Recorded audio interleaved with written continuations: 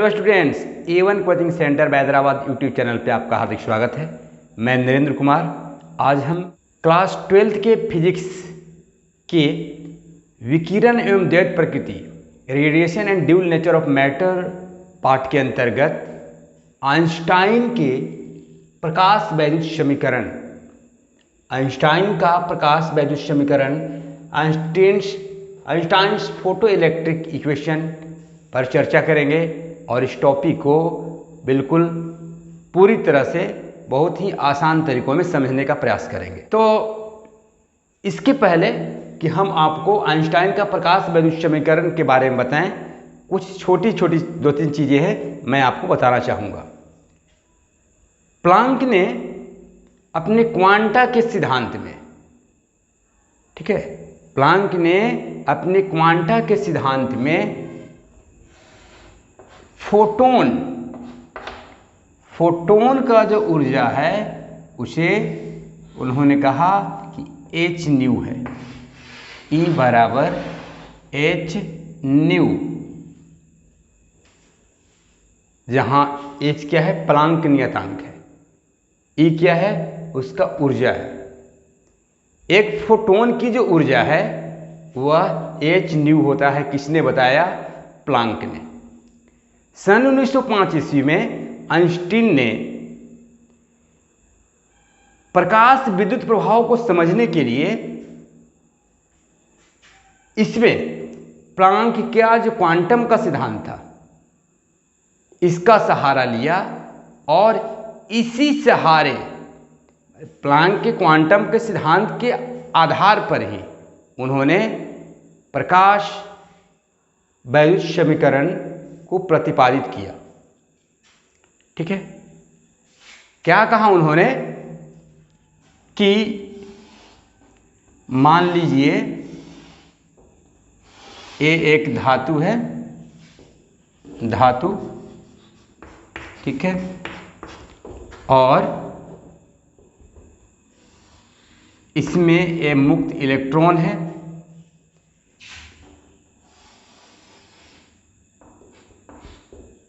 एक फोटोन जो है, एक फोटोन, इसकी ऊर्जा कितनी है? A बराबर h न्यू। इस धातु पृष्ठ पर आपतित होती है और आपतित होने के पश्चात यह पृष्ठीय अवरोध को पार कर जाती है। पृष्ठीय अवरोध को पार कर जाती है और पार करने के बाद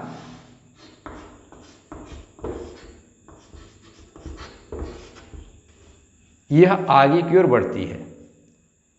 तो आइंस्टीन ने बताया कि यह जो फोटोन की ऊर्जा है, यह जो विकिरण है, यह जो आपतित किरण है,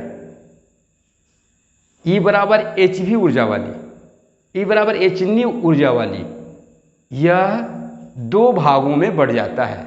पहला पार्ट जो होता है वह इलेक्ट्रॉन को उसके पृष्ठीय अवरोध, यहां से यहां पृष्ठीय अवरोध है इसका, इसको पार करने में एक भाग जो इस ऊर्जा का है यह इसके पृष्ठीय अवरोध को पार करने में खर्च होता है और दूसरा पार्ट जो है वह इस इलेक्ट्रॉन को, जो उत्सर्जित हुआ है इलेक्ट्रॉन यानी फोटोन इलेक्ट्रॉन, इसको गति करने में सहायता प्रदान करता है। मतलब हाफ mv² गति उसका विजनक है, उसमें सहायता करता है। आइंस्टीन के अनुसार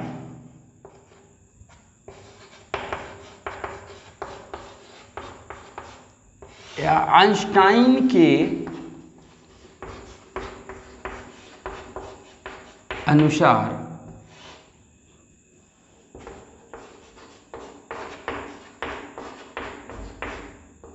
फोटोन की ऊर्जा E बराबर h न्यू, E बराबर h न्यू मुक्त इलेक्ट्रॉन द्वारा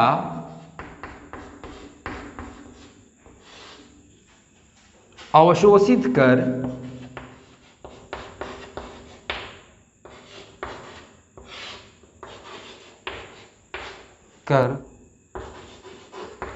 ली जाती है,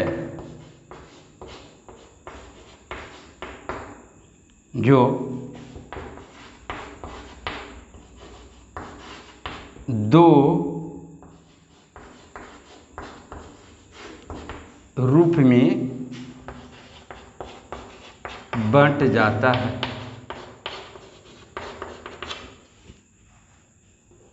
पहला, यह ऊर्जा मुक्त इलेक्ट्रॉन को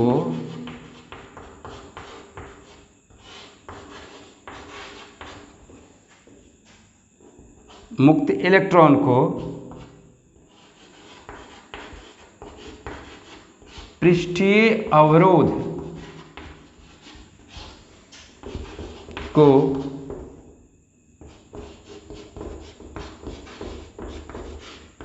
पार करने में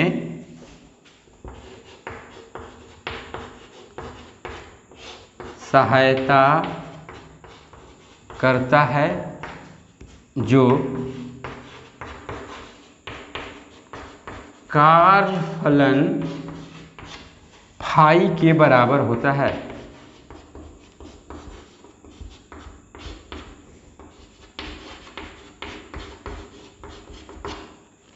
और दूसरा लिख दीजिए, उत्सर्जित इलेक्ट्रॉन को गति प्रदान करता है, जो ½mv² के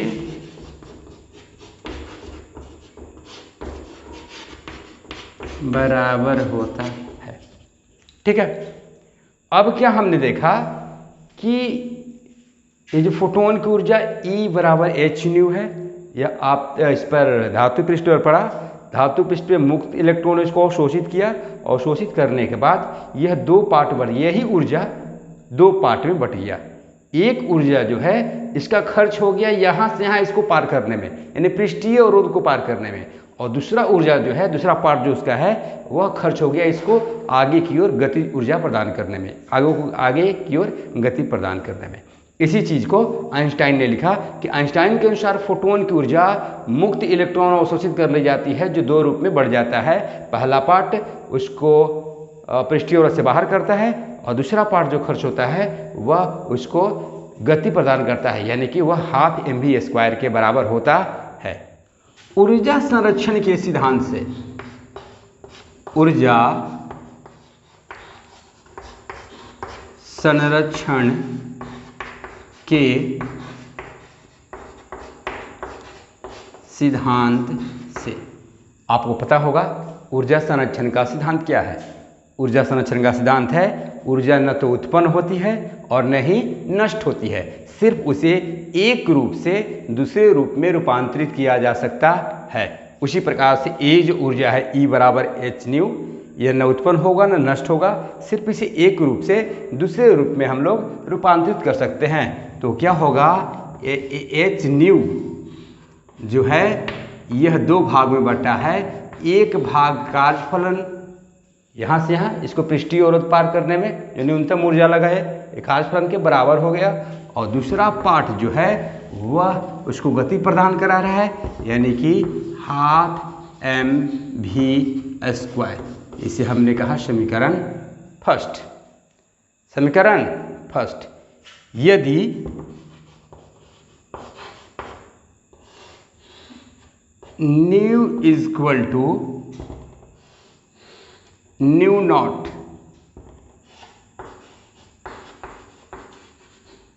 देहली आवृत्ति, अब आपको समझ में आ रहा होगा। अगर जिन लोगों को यह समझ में नहीं आ रहा होगा न्यू नॉट देहली आवृत्ति क्या है, देहली वेग क्या है, देहली तरंग दैर्ध्य क्या है, निरोधी विभव क्या है। वे लोग इसके पहले वाले नेक्स्ट 2 पार्ट 1 और पार्ट 2 का वीडियो जरूर देख लेंगे और आपको बिल्कुल उससे समझ में आएगा कि देहली आवृत्ति क्या है। तो यदि न्यू बराबर न्यू नॉट हो, ये जो फ्रीक्वेंसी है इसका वह देहली आवृत्ति के बराबर हो, तब उस स्थिति में इलेक्ट्रॉन का उत्सर्जन किसी भी धातु पृष्ठ से नहीं होता है। इलेक्ट्रॉन का उत्सर्जन किसी भी धातु पृष्ठ से नहीं होता है, तो नहीं होगा न्यू बराबर न्यू नॉट। तो अगर उत्सर्जन नहीं होगा तो क्या होगा, हाफ mv² बराबर 0। हाफ mv² बराबर क्या होगा, 0। क्यों? क्योंकि जब उत्सर्जन ही नहीं होगा, ठीक है, उत्सर्जन नहीं होगा तो ये गतिज ऊर्जा भी नहीं होगा, तो हाफ mv² बराबर 0। h न्यू के जगह हमको न्यू नॉट लिखना है। Nu naught is equal to phi plus half mv² का मान कितना है, 0, या h nu naught is equal to phi, जिसका व्यंजक है यह कार्य फलन का व्यंजक है और इसे हम समीकरण 2 कहेंगे। तो कार्य फलन बराबर क्या होगा, h प्लांक नियतांक गुणे देहली आवृत्ति फाई बराबर, ठीक है। अब हम लोग समीकरण 1 और 2 से, समीकरण 1 तथा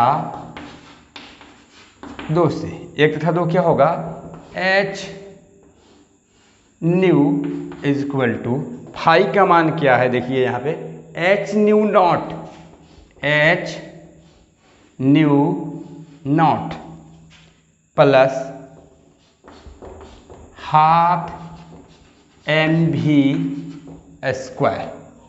h nu is equal to h nu naught plus half mv², या आप इसको इधर लेके आइए तो हो जाएगा हाफ mv² बराबर h new minus h nu not, ठीक है, या हाफ mv² बराबर h कॉमन ले लीजिए, क्या होगा, न्यू माइनस न्यू नॉट,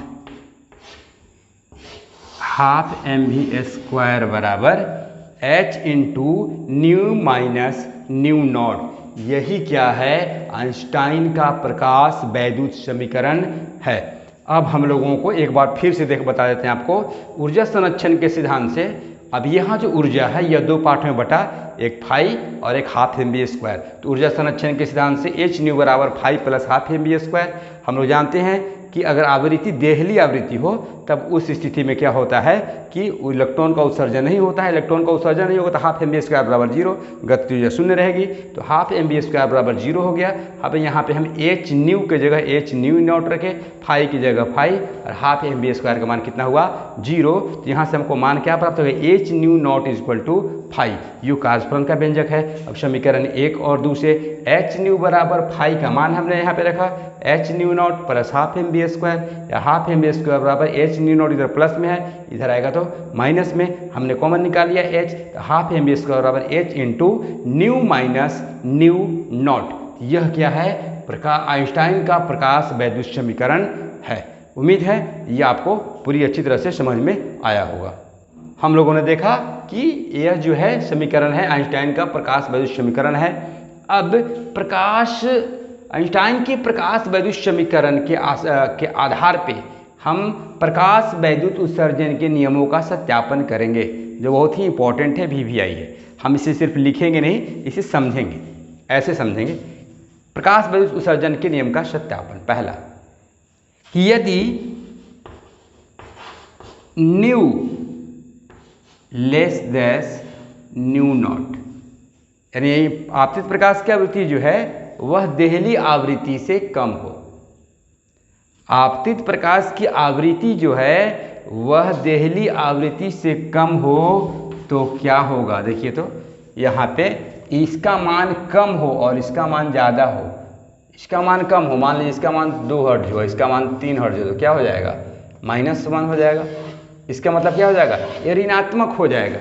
तो हाफ mv² गतिज ऊर्जा का मान क्या होता है, क्या हो जाएगा, ऋणात्मक, जो संभव नहीं है। तो हाफ mv² क्या हो जाएगा,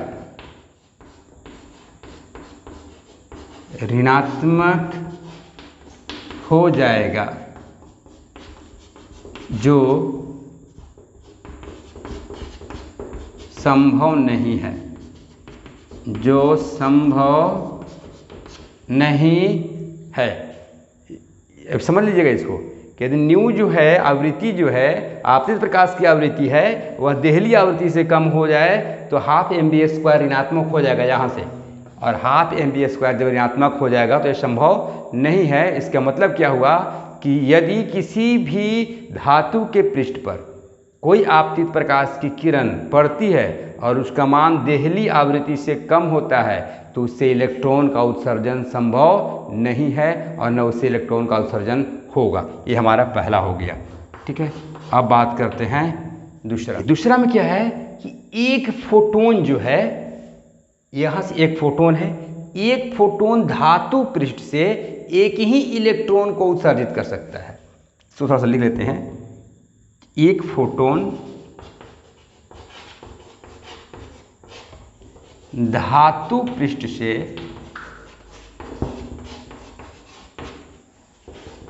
एक ही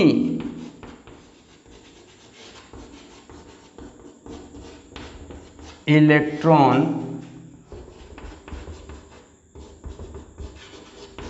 उत्सर्जित कर सकता है। तो क्या होगा, जब एक फोटोन धातु पृष्ठ से एक ही इलेक्ट्रॉन उत्सर्जित कर सकता है तो प्रति सेकेंड उत्सर्जित होने वाले इलेक्ट्रॉनों की संख्या, प्रति सेकेंड उत्सर्जित होने वाले इलेक्ट्रॉनों की संख्या प्रकाश की तीव्रता के समानुपाती होता है। यह हमारा दूसरा नियम, उसका सत्यापन हम कर रहे हैं कि एक फोटोन धातु से एक ही इलेक्ट्रॉन उत्सर्जित कर सकता है। इस मतलब जितना इलेक्ट्रॉन बार बार जाएगा उतना ही, जितना ही फोटोन उस पर आपतित होगा उतना ही इलेक्ट्रॉन बार बार निकलेगा, ठीक है। जितना उस पर पड़ेगा, फोटोन आएगा, जितना बार बार आएगा उतना ही ज़्यादा इलेक्ट्रॉन उत्सर्जित होगा। तो क्या हुआ कि प्रकाश की तीव्रता के, आपतित प्रकाश की तीव्रता के समानुपाती होगा। तो तीसरा नियम क्या है कि फोटो इलेक्ट्रॉन की गतिज ऊर्जा आपतित प्रकाश की आवृत्ति के समानुपाती होती है। हम क्या जानते हैं कि हाफ mv² बराबर h new minus new not, यानी हाफ mv² जो है समानुपाती होता है न्यू का, यानी कि आपतित प्रकाश की आवृत्ति का।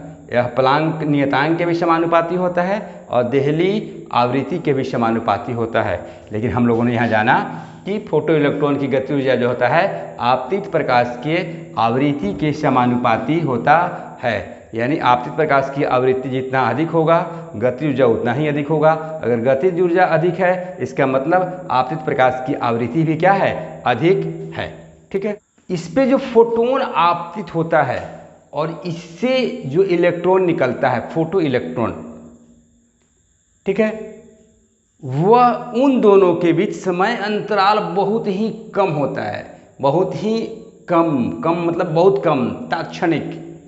इसलिए फोटोन के आपतन तथा फोटो इलेक्ट्रॉन का उत्सर्जन तात्क्षणिक होता है, इनके बीच बहुत कम समय होता है। अब चूँकि अब ये वीडियो का लास्ट टॉपिक है तो हम इसमें बात करेंगे, थोड़ा सा एक कन्फ्यूजन शायद हो सकता है आप लोगों को। ये फोटोन और फोटो इलेक्ट्रॉन इन दोनों में आपको अंतर करना है।